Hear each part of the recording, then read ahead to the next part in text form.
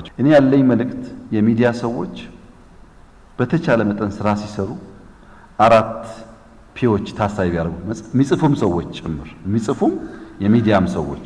አንዳንድ ጽሁፍ ላይ እንደዚህ አይነት ችግር አለ። መጽሐፉን ከገጽ 1 እስከ 200 እናነበውና ምን ፈልገው እንደ ጻፉት የማይገቡ ጽሁፎች አሉ። እንደዛ እንዳይሆን የመጀመሪያው ፐርፐዝ ነው። ለምንድን ነው የምሰራው ይሄንን ዜና? ለምንድን ነው የምጽፈው ይሄንን ጽሁፍ ብሎ ፐርፐዝ መለየት ያስፈልጋል። ከኛ አንፃር ብሔራዊ ጥቅም ነው ዋናው ፐርፐዛችን። ብሔራዊ ጥቅም የአንድ ፓርቲ የአንድ መንግስት ጥቅም አይደለም፣ የልጆቻችን ጥቅም ማለት ነው። ፐርፐዝ ከሌለው አለመስራት ነው የሚሻለው ማንኛውም ነገር ቢሆን። ሁለተኛው ፐርስፔክቲቭ ነው።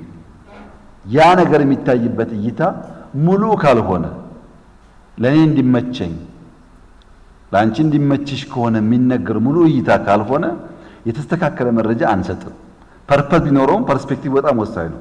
እይታችን የተሟላ መሆን አለበት ስለማንኛውም ጉዳይ ስናነሳ ማለት ነው። እይታ የተሟላ ካልሆነ ለኦዲየንሳችን ያልተስተካከለ መረጃ የምናስተላልፈው። ሶስተኛው ፕሮፌሽናሊዝም ነው።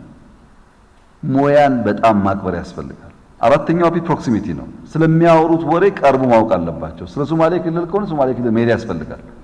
ምን አይነት የአየር ጠባይ አለ፣ አቲቲዩድ ምን ይመስላል፣ ውሃ አለ ወይስ የለም፣ እርሻ አለ ወይስ የለም። በአካል ፕሮክሲሚቲ ከሌለ የማህበረሰቡን ባህል፣ ስነ ምግባር፣ እሳቤ የማንገነዘብ ከሆነ የምንናገረው ነገር ሲንክ አያደርግም፣ አይገባም። እና የሚዲያ ሰዎች 4 ፒ ላይ መንተራስ አለባቸው።